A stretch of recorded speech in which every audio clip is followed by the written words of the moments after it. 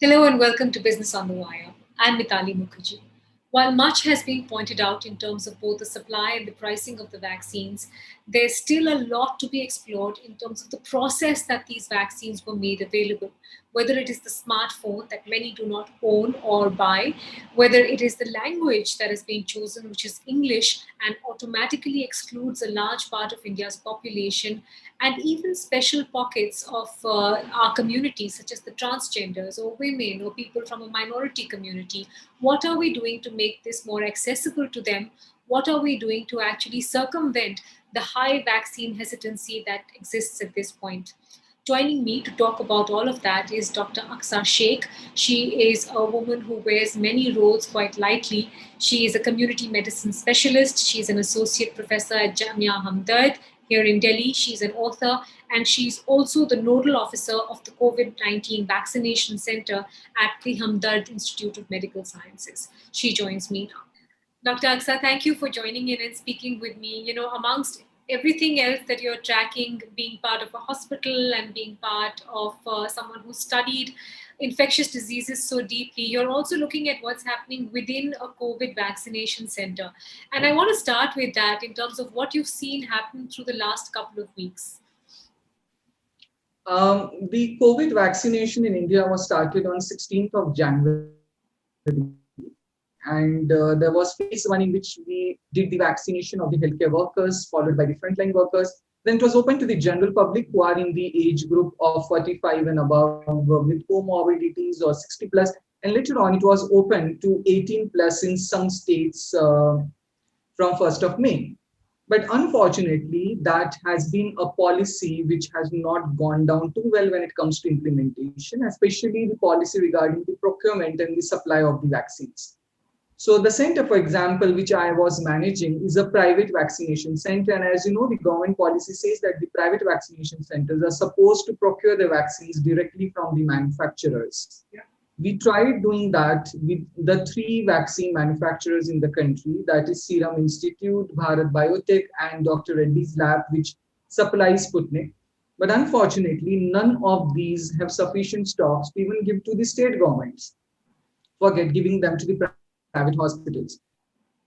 As a result, majority of the private vaccination centers in the state of Delhi have come to a standstill. They've closed their doors. It's only happening in a few centers. And as you might have seen the media reports, even some of the government centers catering to 18 to 44 age categories are now shutting their doors. Have you had to shut or stop the vaccination drive at your center as well? Yes. So from 1st May onwards, our vaccination center is closed because we do not have any supplies, and we are waiting to receive the supplies either from the government or the vaccine manufacturers. I want to go back to April, Dr. Aksa, where you tweeted a letter that, SII, Serum Institute, wrote to you in response to a request for those vaccines, where they said, due to our current obligations to meet the government's demand, we cannot meet, your requirements at this point. Here we are in the middle of May. The government or the central government seems to indicate that there is a big block that's been ordered and there's going to be a lot more in terms of supply going into the month of June, perhaps. Do you see that reflected? Have you heard anything different from the 3 manufacturers that you talked about in terms of the fact that supply will now start picking up? When I wrote to the Serum Institute, the reply said that it will take around 5 to 6 months for the vaccine to come into the open market, and then the private institutes can start procuring from them and supply to their own clientele. The story is somewhat similar with the Bharat Biotech, who said that it will take around 2 to 3 months of time. Sputnik, which is the smallest player in the Indian market with only a few lakhs of doses currently available, and that too only in the city of Hyderabad, is not in a capacity right now to supply. So if you look at the demand for vaccines in India, and especially the demand has risen post the second wave, when a lot of people have understood the importance of vaccination and have wanted to get the vaccine. So there's a huge demand. There are 2 doses of the vaccine. So we need at least 1 billion to 1.5 billion doses. And when we look at the orders, when we look at advance payments, when we look at the commitments from the vaccine manufacturers for supply to the governments, it's only in terms of a few tens of millions.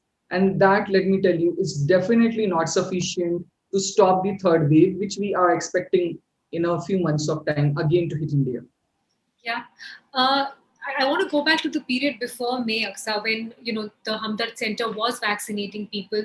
Tell me what the average sort of size of population that you were vaccinating every day was, and what you saw really once the vaccination center shut down. Because as you said, I think come May, the realization was much higher about the need and importance of trying to inoculate yourself as best you can to save lives. Every vaccination center that we add basically increases the access to the vaccine. We need vaccination centers to be as close to the community, not just geographically, but also culturally, for the access to the vaccine to increase. So the vaccination center, which was at Hamdard, which is a minority institute, Muslim minority institute, and me being the nodal officer and the only nodal officer, as you know, who also comes from the transgender community, that also made sure that it was very accessible to a lot of other trans persons. We had roughly 100 to 150 clientele coming to us every day. And it was highly appreciated by all the people who came right even from the ministry and the World Health Organization. So it's really sad state of affair, when such a center which was thriving had to be closed. And now the government has to open centers in municipal schools and colleges which do not have adequate backup to provide for the medical emergencies that can happen post vaccination. So it's very important that the infrastructure and the legacy which was created in the first two phases of the vaccination is utilized optimally, and the centers don't really have to close. So one is the fact that there is lack of availability. Supply has completely dried up. The other is the method in which we are allowing people to access vaccination. I'm referring specifically to the CoWIN app, where enough questions have been raised about how people are supposed to circumvent technology, requiring to have a smartphone, perhaps also requiring to understand English, and then the many barriers that you alluded to. How do you think this is going to leave, pockets of our population that are anyway so far back down the line that it is so difficult for them to get to that starting point? Where do you think that's going to leave us? Because you have a unique sort of insight into that and a step into that world. Whenever we want to do a nationwide vaccination program, whether it's for children as we did with the pulse polio immunization, or whether it comes to the COVID vaccination, you do not really require a digital backup for that. You do not require an app like CoWIN, especially in a country like India, where digital penetration and digital literacy is so poor, where a lot of people do not even have a smartphone or do not even have a dumb phone. And a lot of people may not even have Aadhaar card, which is linked through your CoWIN, and it is also creating a unique health ID, which many people are not even aware of, that they are giving consent for the creation of UHID every time they're using Aadhaar for COVID vaccination. So there is a huge mistrust, when it comes to the use of Aadhaar, when it comes to the use of UHID, because of lack of transparency in the data by the government, in the intent of the government on why the Aadhaar has been used, why UHID is being created. And as a result, this race towards vaccination was difficult, right to start with. We had immense amount of problems to use the CoWIN app initially when it was having its own teething problems.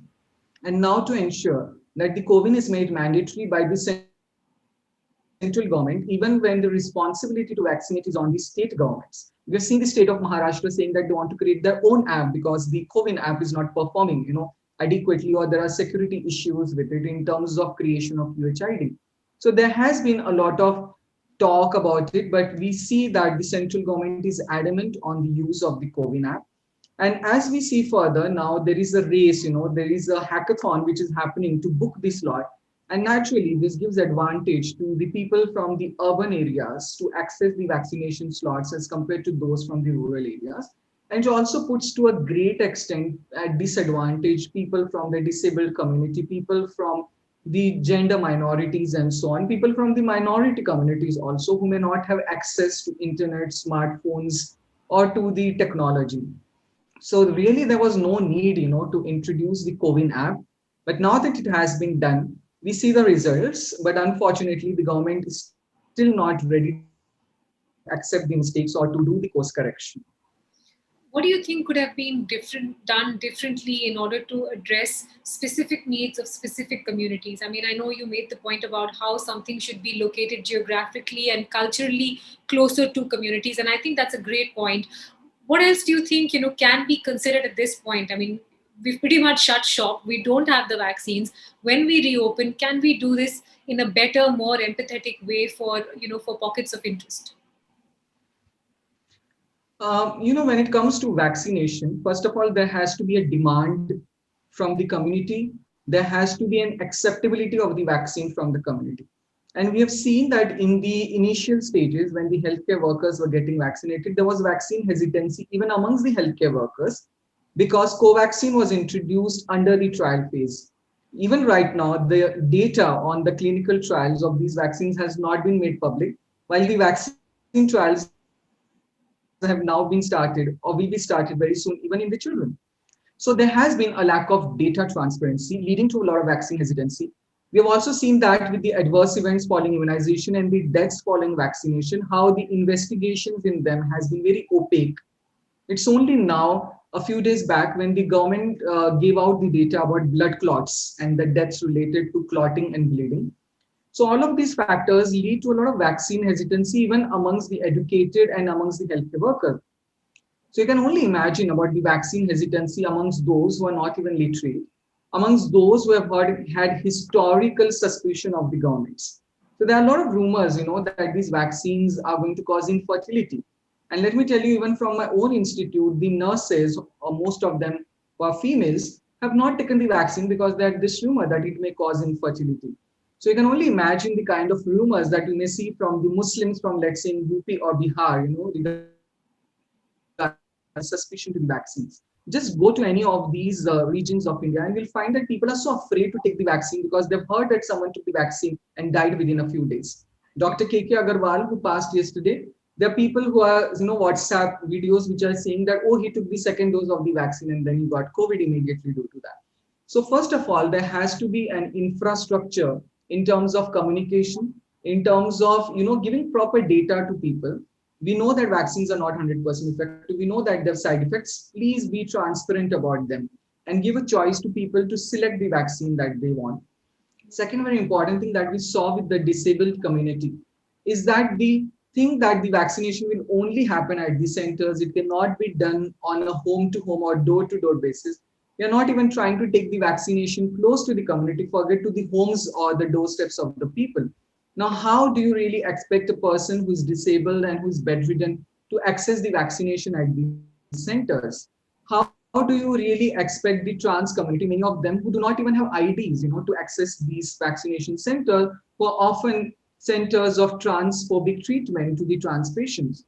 So this is very, very important, to understand that the vaccination program is not just about vaccines. It's not just about nurses giving vaccines. It's not just about the COVID app and the certificate, but it's also about ensuring that there is a demand, there is an acceptance of the vaccines, and creating an enabling environment for that. And for anyone who's watching, just to refute, that particular WhatsApp forward, Dr. Agarwal did get both shots, but he was not keeping well, and he was also someone who was suffering with a lung condition prior to that. So please be aware of the information that is circulated on this slightly troublesome platform. Akshay, you are also involved in conducting bridging trials for Sputnik V. Um, I want to know how that's going because, as you know, around that one as well, some concerns have arisen ahead of it being available more broadly in the market. What did you find amongst the bridging trials that you were conducting on the local populace? So yes, there have been bridging trials done by the Sputnik, and I must say that these trials have been done very stringently, and there's a lot of transparency when it comes to the data, especially amongst the investigation team, because we are just one of the teams conducting these clinical trials. And I think this is something that needs to be also replicated by other vaccine trials, ensuring that you cover a diverse community, ensuring that the data transparency and sharing happens amongst the investigating team also, and later on to the public. Now, what is important to understand here is that a lot of hesitancy in India with reference to the vaccines is because of the lack of transparency when it comes to the clinical trials. And also to understand that just doing a clinical trial and to publish that is not sufficient or is not always the most scientifically correct thing to do. You've seen that with Coronil. Even Coronil had a clinical trial done through a medical college and it was published on the CTRI website. But then there's so many doubts, with reference to how the trial was done, with reference to how the data was processed and analyzed. So it's very, very important to be open to criticism. So we have seen that the Sputnik vaccine, there have been doubts raised in Brazil, there have been doubts raised in many other countries. It's important for the vaccine manufacturers and for the investigating teams to understand, to take this criticism, to go back to the labs and reprocess their products. And this is especially important, when we are dealing with the variant strains, because the virus does not remain same. And therefore, the vaccines also need to evolve accordingly in time. So, one is this very, very large and complex issue of vaccine hesitancy, Aksa. The other is, the hesitancy or the question marks around the treatment itself, where again, I think, communication has been sorely lacking. I saw you tweet about the fact that plasma has now been withdrawn off the list for AIMS in terms of, suggested therapy or mandated therapy. And you made the point about how HCQ, hydrochloroquine, should also be removed from there. This is crazy, right? Because even to this date, we're working with and trying to forward so many SOS requests with regards to plasma or a particular injection. Why do you think communication is so poor in terms of what people should or should not be doing? I think in this case, it's totally the failure of our scientific community in India, especially the regulatory communities in terms of the board which has been deciding about these treatment algorithms, whether it is at AIMS or whether it is in the Ministry of Health and Family Welfare. We have been always, trying to, I must say, give a lollipop, as I say to often in my tweets, to the community who has been demanding evidence-based medicine. It started with hydroxychloroquine, with India exporting huge doses of hydroxychloroquine based on the fancy of Mr. Trump. And we know what happened to that.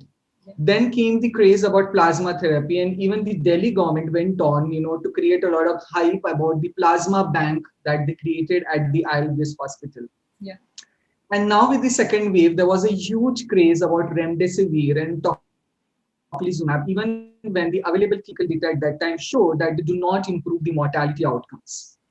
And even right now, as we speak, though the plasma therapy has been removed from the algorithm after much advocacy by a lot of evidence-based medicine advocates, hydroxychloroquine and ivermectin continue to be formed in the list, even though the data with reference to them has been extremely inadequate and shoddy. Not only that, the problem is that the state governments have gone on to talk about mass chemoprophylaxis with ivermectin, with the state of Uttarakhand and the state of Goa planning to do that. We have also seen how these steroids and anticoagulants, which are the backbone of the treatment, were actually not given much importance, and people were scurrying for remdesivir, for tocilizumab, for Fabiflu, which are actually not that effective and are actually supposed to be used within the clinical trial mode only. So I would say that this is totally the failure of the Ministry of Health and Family Welfare in communicating the evidence-based medicine. And I'm not really surprised that in the Ayush ministry has been advocating or has been silent, when it comes to a lot of Ayurvedic and homeopathic medicines, which are touted as treatments of COVID, but actually not effective. We have seen a lot of WhatsApp videos about Aspidosperma. We have seen how Coronil is being used so much in the market, and it was our health minister who went on and promoted it. So there has been, a serious negligence when it comes to providing evidence-based medicine, from learning from the experience of the other European and the American countries who had tackled the second wave before us, and in giving the correct knowledge to the doctors. I'm also part of the doctors group, and trust me, today doctors are learning from WhatsApp. Now, whether they learn the correct thing from the WhatsApp, or whether they learn something which is not evidence-based, which is just a WhatsApp forward, it's going to happen. And therefore, it's the responsibility of the government to issue proper guidelines. The plasma therapy removal is just one success, but there's a lot more to be done. What angers you the most about this situation right now, Aksa? Because I mean, it's been 2 years now, and I think there's been so much talk about our healthcare workers, our frontline workers, and they deserve respect and they deserve all our admiration, which is fine. But there is a level of physical exhaustion for sure, but also mental dejection. I think at the way things have moved, and the fact that you're in the middle of a wave 2 and everyone is already talking about a wave 3. This cannot be easy mentally for people who are within this and living this 24/7. We have lost immense number of our family members, of our relatives, friends, and even people from the healthcare community. A week back, we lost a young medico from the UCMS GTB hospital in Delhi. And we had to literally, fight for getting a martyr status, or for getting compensation, or for getting a letter, of to the family of the person. And this young medico was not even in his 30s. So you can understand, how much insensitivity has creeped in the last 1.5 years. At one point of time, we were showering petals from helicopters on the healthcare workers. And today, even the death of a healthcare worker does not evoke sympathy, sensitivity, or any form of morality, even at the level of the government. So we are really tired, of trying to say that doctors' lives matter. Also, one need to understand that when it comes to managing the pandemic, the role of the doctors is actually quite limited. It's limited to the patients who are admitted in the hospitals. But a lot of pandemic management is to be done at the level of the government, at the level of the administration, and at the level of the community. And we have seen how that has been missing a lot. We have seen Mahakumbh happening, we have seen massive election rallies happening, and we have seen that until and unless lockdown was imposed, people decided not to follow COVID appropriate behavior.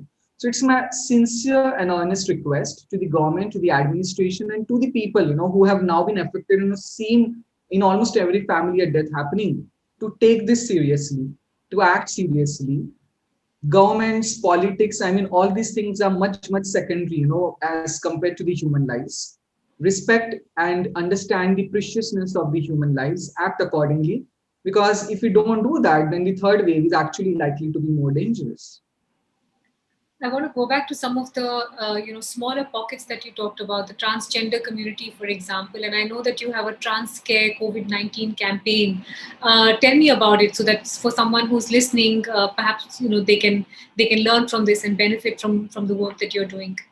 We know that the trans community has been historically not able to access the healthcare as much as they should be able to do, because of a lot of barriers which are there in our healthcare system, whether they come to the infrastructure, whether they come to the training of the doctors, whether they come to simple documentation process. And this is only further aggravated in the times of the pandemic, when even the most privileged people find it difficult to access healthcare. We've seen how people have not been able to get a bed in the hospital, or not been able to get an oxygen. So you can only understand how difficult it must have been for the most marginalized communities like the trans persons. And the Transcare project that I'm part of basically tries to understand how the access to the healthcare has been affected by the pandemic and by the lockdown, and to look at what we can do differently, to make sure that the access and the availability of the healthcare for the trans persons improves. We're also looking at how the medical curriculum needs to be tweaked to make it more trans affirmative, to ensure that the young doctors whom we produce next are more sensitive towards their trans patients. And at the same time, now soon we are also launching a communication campaign, which is specifically for the marginalized communities like the trans communities, to ensure that the misconception, the myths that they have about vaccines are removed, and also to ensure that they have more access to booking the vaccine slots and to taking the vaccine. And at the same time, I would also say that we need more and more research into the access of the health by trans persons, and also on the impact of the COVID as well as of the vaccines on the trans persons, because they are not same as any other persons. So it's very, very important, to also focus on these research areas. Mm. So when we emerge from this, when and if we emerge from this, I think our biggest baggage will be the mental health issues that all of us carry. not just one community or the other, but all of us, the trauma that we have all lived through at an individual level or a professional level.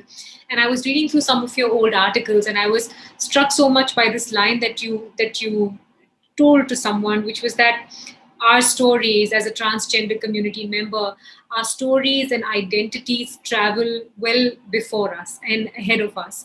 And the fact that you are seen at so many prisms and intersections, a member of the transgender community, female, Muslim, a part of the health community, someone who speaks out quite actively. How do you cope with the hate I imagine you sometimes get, the pushback you sometimes get, and what do you want to say to someone who's watching to just think about this differently and to think about putting themselves in someone else's shoes? As you correctly mentioned, there's a lot of intersectionality. I'm not just a transgender person. I'm not just a Muslim woman, doctor. I'm not just someone, who proactively speaks about the ills of the governments of any form, of any political party. I think this strength comes when you are fighting for your survival. As a trans person, I had to literally fight for my identity and for my survival. As a Muslim, I had to fight the CAA and ensure that I have a right to this land as much as any other person. And also, as a woman, we all understand that every day can be a challenge, where you are trying to prove that you are no inferior to anyone else. Even today, when I release my medical videos or I give my advice, there are people who call me Madarsa Chhap. The people who say, ki, oh, we don't know whether he is a man or she is a woman, so how can we take their medical advice? So all these, things keep happening. But we have to understand that we have a larger goal that we need to focus on. And that goal is to ensure justice, to ensure rightful treatment and health for everyone. So once we keep our focus on that, then naturally we keep on getting more and more support. And all these small things, we have to keep them in our blind spots. And that's what I've been trying to do. But yes, that does affect your mental health. And I must say that we must support each other. It's very important that the doctors support each other. And therefore, we have a lot of these mental health support groups that we've started for the doctors who are associated with us, so part of our healthcare team. And I think this needs to be replicated more often. We also need the support groups for a lot of other vulnerable groups, whether they are Muslims or whether they are trans persons. And it's also very important to understand intersectionality. As I say that I'm not just a trans person, I'm not just a Muslim or a woman. And therefore, I don't only work for the trans persons as a name. I also work for the disabled community, though I'm an able-bodied person. I also keep speaking about the rights of the Kashmiris, though I have nothing to do with the land of Kashmir. So it's also important that once you have understood pain, once you have understood how it feels, to be marginalized, why can't we empathize with other marginalized communities also and speak for them also, so that we can also get their support, when needed. Indeed, you are many things rolled into one. Superwoman would not cut it. Thank you, Aksa, for joining in. Thank you for being so candid about the situation as it stands in terms of vaccines. And I hope for your center and for many centers that are doing good work, they are able to reopen again and go ahead and vaccinate people. Thank you for your time today. Thanks, Mitali. It has been really a pleasure talking to you.